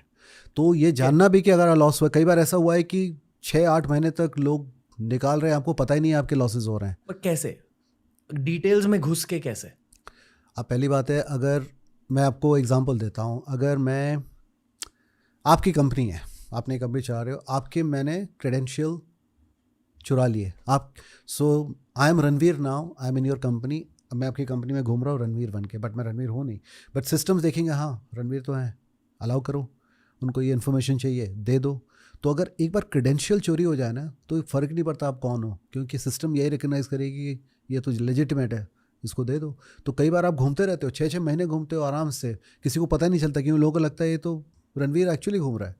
और एक एंगल जो आपको लोगों को, अभी आप पूछ रहे हो तो मुझे याद, डीप फेक की बात चल रही है। आपके व्यूअर्स को इस चीज़ का बहुत ज़्यादा ख्याल रखना चाहिए कि आर्टिफिशियल इंटेलिजेंस, स्टार्टिंग उन्होंने बात की थी, it's going to be life changing for us. अब डीप चेंज में क्या, आप अगर आपने अगर मैंने अगर आपका, I have your picture, I have your basic date of birth, all the details, I can create a deep fake of Ranveer that would almost be 99.9% accurate. Ranveer in a porno.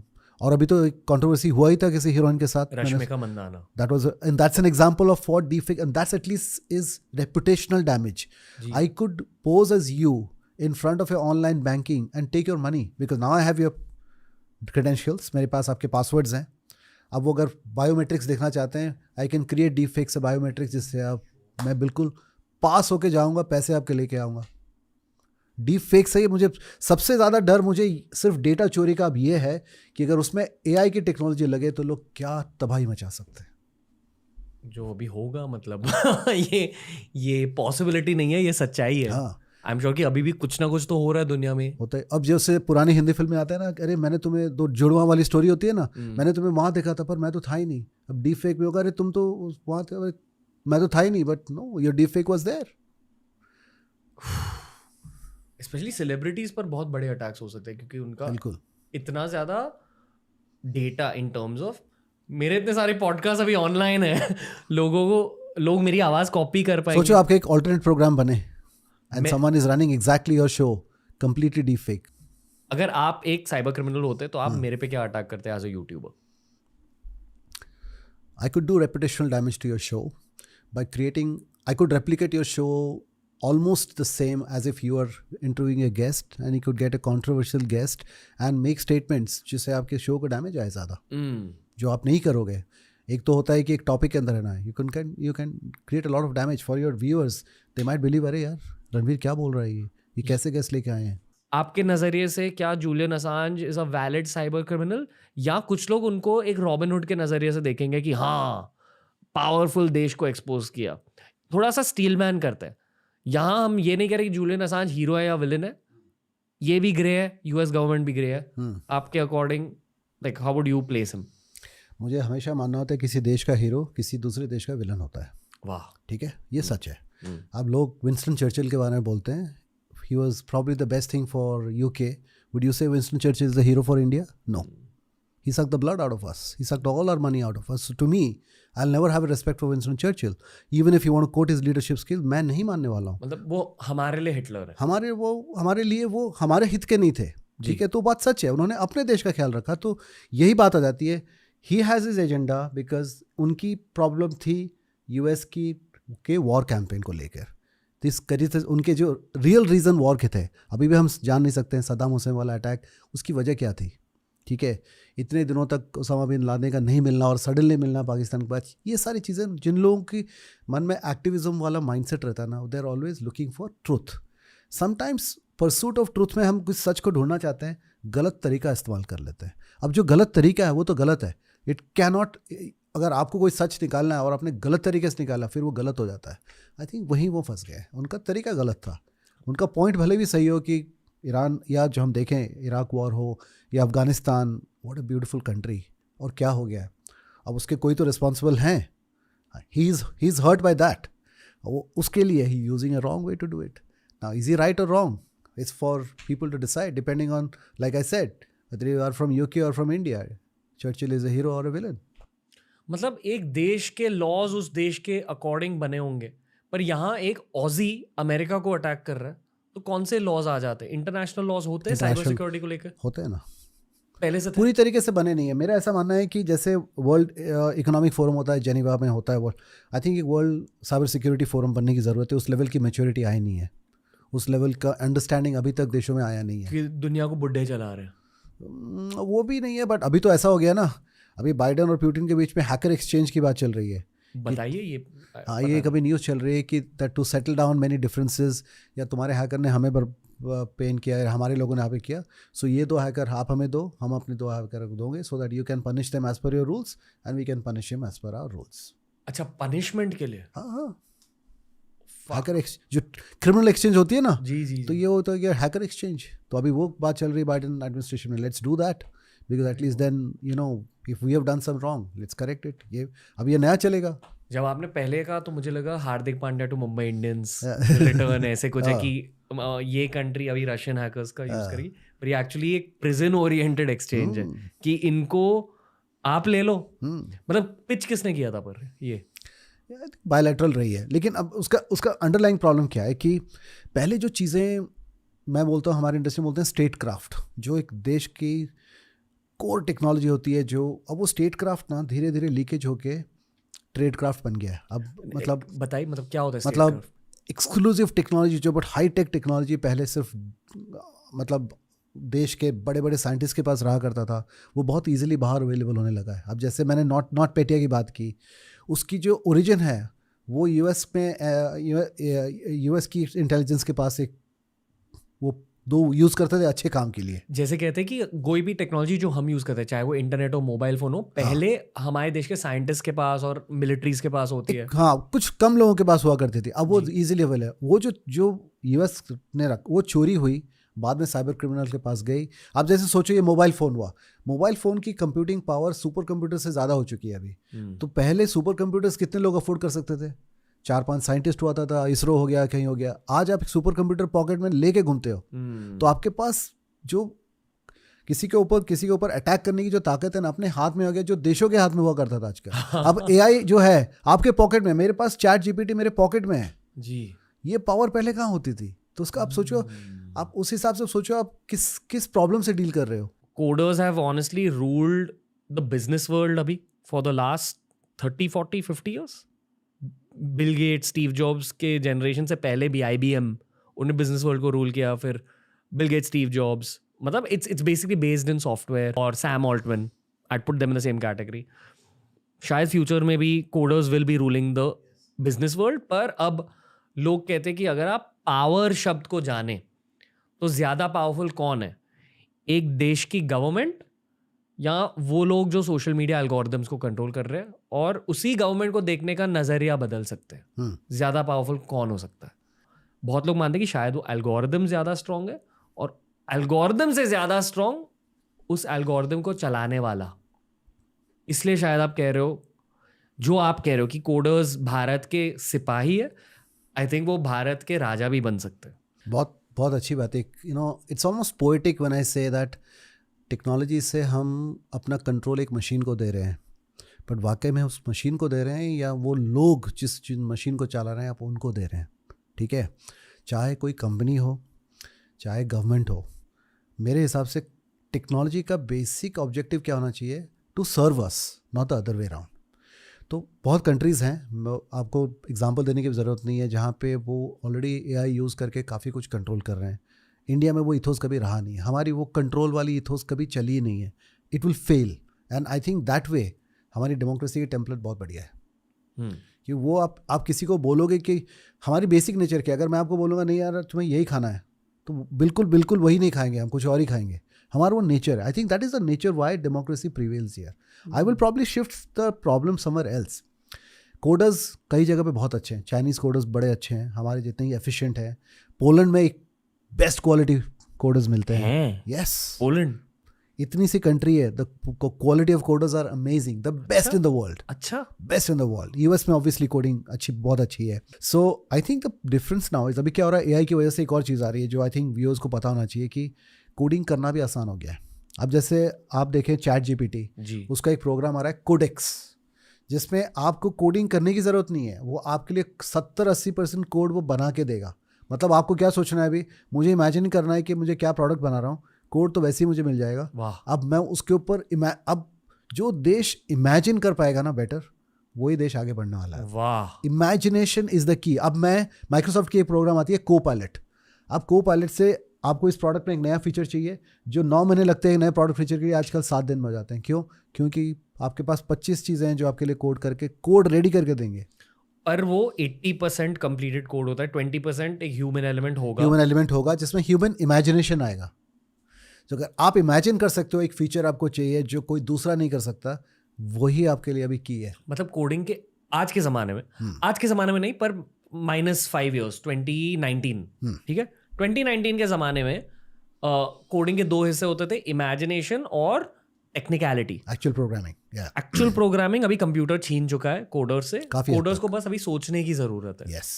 तो इफेक्टिवली एक प्रैक्टिकल नज़रिए से देखा जाए तो जो software की companies हैं, एक्चुअली आपको पूछना है कि आप टेक्निकली कनेक्टेड हो उनसे, उनका काम कैसे बदलेगा, that's the first question. Second, मेरा तुक्का ये है, गेस वर्क ये है कि उनकी स्पीड ऑफ वर्क बहुत ज़्यादा इंक्रीज हो जाएगी. प्रोडक्टिविटी बहुत बढ़ जाएगी.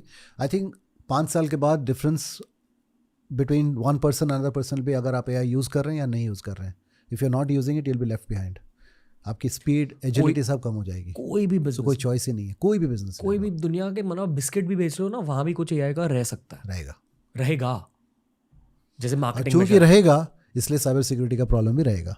तो उसके बारे में भी अभी से सोचना ज़रूरी है कि जो हम कोड लेके आ रहे हैं, हमने चेक किए हैं कि नहीं वो कोड ठीक है कि नहीं, उन कोड्स में कोई गलत प्रोग्राम तो नहीं बैठा हुआ है. वो मेंटालिटी अभी से आ जाए ना, तो 5 साल के बाद एक बड़ी प्रॉब्लम के साथ सॉल्व नहीं करेंगे. सिक्योरिटी की कल्चर फर्स्ट डे से आनी चाहिए. कोड्स अंदर आते ही हमें चेक करना है इसमें कोई मैलवेयर तो नहीं है, कोई गलत प्रोग्राम तो नहीं है. तो अगर माइंडसेट कर लें तो इतना मुश्किल नहीं है. वाह, किसी ने शो पर कहा था कि ठीक है AI सब मस्त है, लाइफ इज ग्रेट. उन्हें उस पॉइंट का डर है कि जब AI रोबोटिक्स के साथ बहुत अच्छे से कंबाइन किया. रोबोटिक्स मतलब हार्डवेयर, मतलब असली, अभी मैं रोबोटिक्स कैसे समझाऊं, मैकेनाइज्ड एक मशीन होगी, उस मशीन के अंदर एक AI सॉफ्टवेयर होगा. बेसिकली जो आप साइंस फिक्शन मूवीज में देखते हो ना, रावण, बस कुछ ऐसे. हाँ, कि असली रोबोट, उसमें जब एआई मिक्स हो जाएगा, जो बहुत दूर नहीं है by the way, I think एक बहुत बड़ी रोबोटिक्स की कंपनी ने एक home helping robot, butler robot already बना दिया है कनाडा में, I believe, I forgot the name of it, but ये 10-15 साल दूर है। तब सोचो साइबर सिक्योरिटी किस तरह से बदलेगा, क्योंकि तब अगर किसी हैकर ने आपके घर के रोबोट को हैक कर दिया, तब वही रोबोट आपका मर्डर कर सकता है। बिल्कुल। अब जैसे अब एक और एग्जांपल होता है, टेली सर्जरी होती है आजकल, surgery from distance, doctors actually patients के पास नहीं होते हैं, रोबोटिक्स की वजह से दूर से सर्जरी करते हैं। अब वो उसमें काफ़ी सारे स्पेशलिस्ट ज्वाइन करते हैं, सारे इंटरनेट से कनेक्टेड होते हैं। अगर वो सिस्टम हैक हो तो पेशेंट को जान का खतरा है। अब इसे हुआ नहीं है, बट कोई सोचे अगर डेविस्टेशन तो हो सकता है। और अगर करना हो वहाँ पीएम का ऑपरेशन हो रहा है तो दुनिया भर के हैकर्स नोट करेंगे, अच्छा पीएम का ऑपरेशन हो रहा है, चलो वो रोबोट जाकर हैक करेंगे हर चीज़। अब कहीं भी अगर किसी का मकसद गलत हो तो हो सकता है। स्ट्रैटेजीज अलग होती हैं, तो आपको दुनिया भर जाकर कंपनीज के सीईओज, उनके साइबर सिक्योरिटी एक्सपर्ट से बातें करनी होती है और काउंटर स्ट्रैटेजीज बनानी होती है। बिल्कुल। अभी ये counter strategies are always software based, I am assuming, या जैसे स्पाइडरमैन के पास अलग अलग मूव्स होते हैं, एक वो स्पाइडर वेब होती है, पंच होते हैं, तो आपके भी कुछ ऐसे हथियार हैं, एम आई राइट? बिल्कुल। तो से दैट बताइए खुद के जॉब के बारे में बताइए एग्जैक्टली, मतलब ऑन ह्यूमन लेवल आपका बिजनेस करता क्या है और अब आने वाले 10 सालों में कैसे बदलेगा एआई के थ्रू? अब मैं साइबर सिक्योरिटी वर्ल्ड में काफ़ी सालों से हूँ, 10-15 साल हो गए हैं। अलग अलग कंपनीज़ में अलग अलग प्रॉब्लम हमने सॉल्व किए हैं। सबसे बड़ी ज़रूरी बात ये होती है, हमेशा कुछ नया जब आता है, जो मैं आपको पहले हम बात भी कर रहे थे कि साइबर सिक्योरिटी प्रॉब्लम में ना कोई एंड गेम नहीं है, ये कोई पिक्चर नहीं है जिसमें कि दी एंड आएगा जी। ये कोई गोल नहीं है कि हमने आज सिक्योर हो गए तो हो गए। ये एक जर्नी है। आज आप सिक्योर हो, बट कोई नए टाइप के अटैकर्स आएंगे तो आपको ये हमेशा सोचते रहना पड़ेगा, ये कोई ख़त्म नहीं हो। आज इस मोमेंट पे आप सिक्योर हो, कल आप नहीं हो गए क्योंकि कुछ नया आएगा। तो ये पहली अवेयरनेस हमें बहुत ज़्यादा लानी पड़ती है। और हर बार प्रॉब्लम अलग, जो हम एग्जांपल देते थे फिटनेस में, अब मुझे शोल्डर में प्रॉब्लम आई है, तो मेरे फिजियोथेरेपिस्ट ने मेरे शोल्डर पे काम किया और मैंने शोल्डर को ज़्यादा यूज़ करना शुरू किया। उसकी वजह से मेरे एल्बो कम यूज़ हुए, एल्बो वीक हो जाए, तो आपको एल्बो को भी बाद में कवर करना पड़ेगा। तो प्रॉब्लम हमेशा शिफ्ट ही होती है कहीं ना कहीं। जब एक प्रॉब्लम सॉल्व करते हैं तो हमारी इंडस्ट्री में भी ऐसी है, हम एक प्रॉब्लम सॉल्व करते हैं, उसकी वजह से अटैकर्स कहीं और जाते हैं, फिर हमें वो सॉल्व करना पड़ता है। बेसिकली मतलब शाणे होते हैं चोर। बिल्कुल, वो काम है, उनका काम ही यही करना, तो वो तो जंप करेंगे। तो आई थिंक अब जिस कंपनी में हूँ, कलर टोकन्स है, मैं यूएस बेस्ड कंपनी है, बट हमारी बैंगलोर में बहुत ज़्यादा काम होता है। काफ़ी मेक इन इंडिया वहाँ पे हमारा प्रोडक्ट, इसलिए मुझे अच्छा लग रहा है कि इंडिया से कोई एक अच्छी सिक्योरिटी प्रोडक्ट कंपनी आए, मेक इन इंडिया। तो उसमें हमारा फोकस यही रहने वाला है, जो मैंने स्टार्टिंग में आपको कह रहा था जी, कि अंदर तो वो कैसे भी आ जाएगा, जो बुरा आदमी है, तो आप उसको रोक तो नहीं पाओगे। वो माइंडसेट से चले जाओ कि आपने रोकना है। तो आपकी स्ट्रैटेजी ये होनी चाहिए कि उसको, अगर वो आपके ड्राइंग रूम में पहुंचा है, ड्राइंग रूम में 2 कदम भी आगे जाना पाए। जब कोई एयरपोर्ट वाला मैंने एग्जांपल दिया, उसको कुछ दिखे ही ना, उसके घर के अंदर कोई रूम ही ना दिखे, उसको लॉकर ही ना दिखे, वो गायब कर दें, तो उसकी एक टेक्नोलॉजी होती है, उसको हम माइक्रो सेगमेंटेशन बोलते हैं। बहुत सारी अदर चीज़ें जो मैं डिटेल में नहीं जाना चाहता हूँ, बट ये बड़ी प्रॉब्लम सॉल्व हो सकती है कि अगर डेंजर आए तो हम उसको कंटेन करें, ठीक है, और वो आगे ना हो। जैसे आपको याद होगा जो ताज होटल वाला अटैक हुआ था, मैंने बहुत करीब से वो वीडियोस देखे हैं अंदर के, ओके। अब उसके बाद आपने देखा होगा, अगर आप कभी ताज होटल गए हो तो उन्होंने फ्रिक्शन बना दिया, आप जा ही नहीं सकते हो। पहले तो there is from entry to inside आपको 15 मिनट तो लग जाएगा आपको अंदर पहुंचने में। क्यों किया उन्होंने? क्योंकि आपके लिए वो टाइम दे रहे हैं कि देयर इज़ अ प्रॉब्लम। पहले वो नहीं था उन दिनों, ऐसे ही घुस गए थे स्ट्रेट, एक सिक्योरिटी स्कैन और आप अंदर हो। आप देखो अंदर जाने के लिए आपको कितना टाइम लगता है। तो you have learn from the mistake, by that you already ready. 15 minute अगर कोई एक्स्ट्रा मिल जाए ना, कोई चीज़ डिफेंड करने के लिए, आपका डैमेज 90% कम हो जाएगा। तो वो माइंडसेट से सिक्योरिटी को हमें सोचनी चाहिए कि हमारे जो सबसे ज़रूरी चीज़ें, लॉकर्स हैं, वो सेफ़ होने चाहिए, लोग जो हमारे वो सेफ़ होने चाहिए। थोड़ा बहुत अगर हमारे टॉयलेट में एक ब्लास्ट हो गया तो ठीक है यार, टॉयलेट ही था ना, कुछ तो होगा डैमेज, बट उससे ज़्यादा नहीं होना चाहिए। तो कंटेन करें, और ये एक स्ट्रैटेजी है, ये डिफिटिस्ट नहीं है। मतलब मैं ये ना बोला कि हम हार मान जाएं, हम ये लेके चलें कि गेम जो है ये चेस का है, और ये चेस के गेम में हमें मूवमेंट ऐसी करनी चाहिए कि उसको हमने आगे बढ़ने ही नहीं देना है।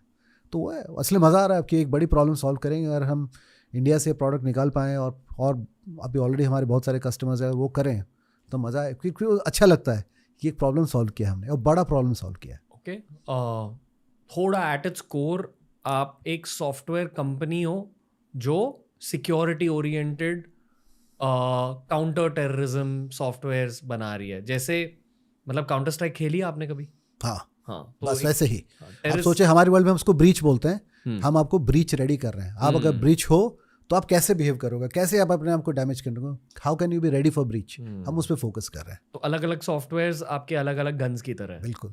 ओके, और हम वो क्लाउड से करते हैं या आपको जैसे भी चाहिए हम आपको दे सकते हैं। और जैसे जैसे एआई बढ़ रहा है आपके हथियार भी बेहतर होते जा रहे हैं, पर टेररिस्ट और हम एआई का इस्तेमाल खुद कर रहे हैं। एआई से मैं आपको फटाफट सोल्यूशन भी जल्दी दे सकता हूँ। अच्छा नया प्रॉब्लम आया, ये लो पैच रिलीज कर रहा हूँ, तो मैं हमारे लिए हम तो एआई यूज ही करते हैं। वही कि सॉफ्टवेयर बनाने की स्पीड बढ़ चुकी है। बढ़ चुकी है।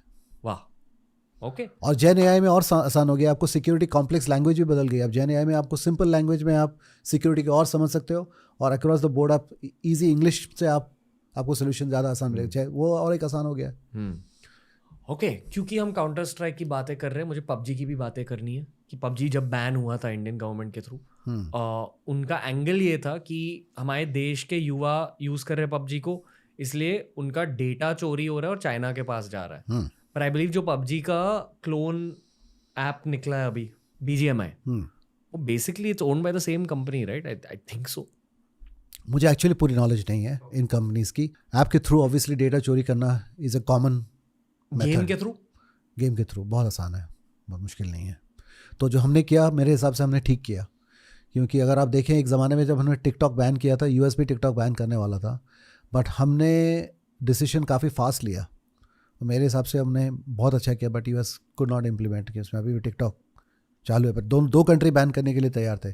आई थिंक ऑब्जेक्टिव जब आपको समझ में आ जाती है कि इसका कहीं और चल रहा है, डिसीजन लेना फास्ट किया। तो कहते हैं कि चाइना के टिकटॉक में और यूएस के टिकटॉक में बड़ा फर्क है, और फर्क ये है कि चाइनीज टिकटॉक में, जो टिकटॉक चाइना में यूज हुआ जाता है, वहाँ motivational videos, career advice, productivity related videos algorithm ज्यादा प्रमोट करता है, और यूएस में बकचोदी वाले वीडियोस, थोड़ी नेगेटिविटी फैलाने वाले वीडियोस ज़्यादा प्रमोट करता है। इसे साइकोलॉजिकल वॉरफेयर कहते हैं। भी बहुत लोग ये मानते हैं कि नहीं, ये सच नहीं है, पर द ओनली कोर सच जो हर कोई जानता है वो ये है कि जो एल्गोरिथम को कंट्रोल करता है वो दुनिया का सबसे पावरफुल इंसान है।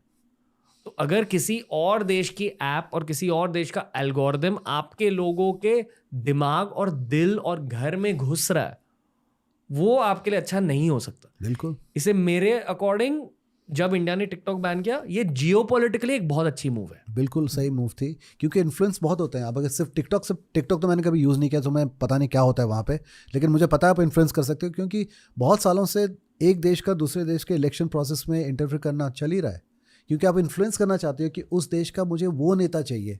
मैं नाम नहीं लूँगा, अगर वो नेता आए तो हमारे रिलेशनशिप के लिए अच्छा है, तो आप कैंपेन सोशल मीडिया के थ्रू कैंपेन करते हो कि ये देखो, और लोगों को लगता है सच में कि हाँ ये कैंडिडेट एक्चुअली ऐसा है और ये कैंडिडेट इतना खराब है। तो इलेक्शन इन्फ्लुएंस तो सबसे बड़ा प्रॉब्लम है अभी। और ये गेम खेला जाता है, बिकॉज हर देश के लिए कोई एक बंदा अच्छा होता है और कोई दूसरा बंदा अच्छा नहीं होता है। पूरी पॉलिसी बदल सकती है, तो स्टेक्स आर हाई। इसलिए जो रोगन जैसे लोगों पर भी अटैक्स होते हैं, जो लोग सच्चाई की खोज में हैं, उनका एक इमेज प्रोजेक्ट हुआ जाता है मीडिया में। लाइक ऑनेस्टली थोड़ा सा डर मेरे दिल में भी है कि मुझे लेकर ऐसे ही कुछ होगा फ्यूचर में। ये मैंने हो रहा है अभी भी, ये मैंने एक्सेप्ट कर लिया, पर मुझे लगता है कि फ्यूचर में और भी बड़े अटैक्स होंगे मेरे रेप्यूटेशन पे। So all you can do according to me to counter is अपना काम करते जाओ, रिलीज करते जाओ नॉन AI जनरेटेड कंटेंट को। बिल्कुल, अग्निपथ बोलता हूँ मैं, you have to walk on it. It's like fire walking करते हैं ना, let's do that. As long as you know that your purpose is noble, some will not like it, that's okay. और कुछ कहना चाहोगे सोशल मीडिया प्लेटफॉर्म्स के बारे में? आई थिंक इट्स बहुत इसके बारे में बात हो चुकी है। सोशल मीडिया के बारे में हमने ऑलरेडी जो मिस्टेक करनी थी वो दे दी। There is a lot of data on social media. Companies खुद भी मान रही हैं कि वो प्रॉब्लम हमने बहुत बड़ा क्रिएट कर दिया है। द ओनली थिंग आई से कि AI में हम वो मिस्टेक ना करें। AI की रेगुलेशन अगर आ जाए, उसकी यूसेज के ऊपर अगर लाइनें ज़्यादा है, then the machines will serve us, not the other way. That is my worry right now. जो बोलते हैं ना देश, they are subservient to us, not the other way round. अब डरते हो उस सिनारियो से? बिल्कुल डरना चाहिए। That scenario is possible. क्या है सिनारियो? क्या है the scenario? Is that if they are serving you, they could make, so if today an algorithm, AI algorithm can deny, अगर मुझे एक बैंक से लोन चाहिए और हमने उसको एल्गोरिथम में डाला एआई की, और उसकी वजह से मेरा लोन डिनाई होता है, my life could be at stake. I could deny some basic rights because the algorithm thinks it's wrong. We should not get to that.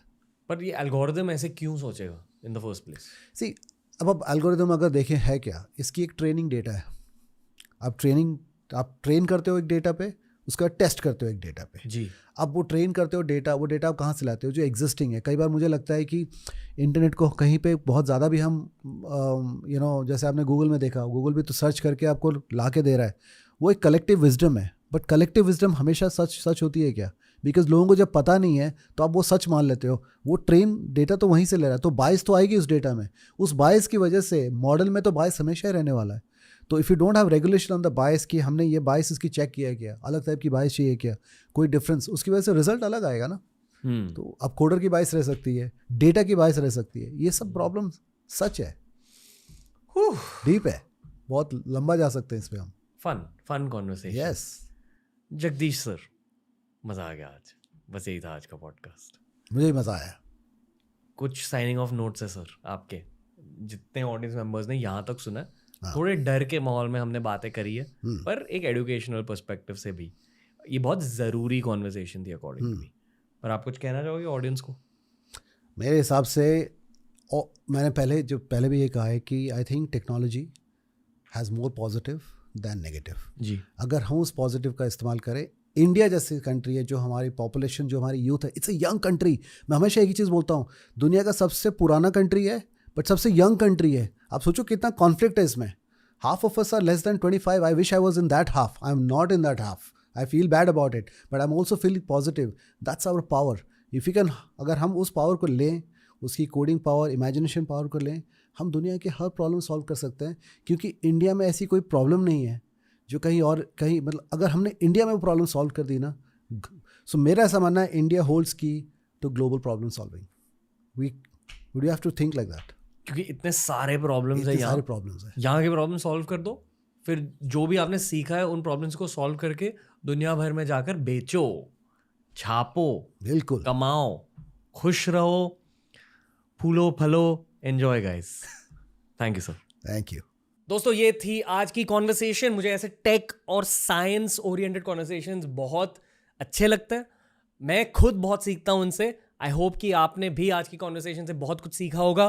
Please guest recommendations देते जाइए और मुझे ये बताइए कि हमें और कैसे टॉपिक्स कवर करने चाहिए इस पॉडकास्ट पर.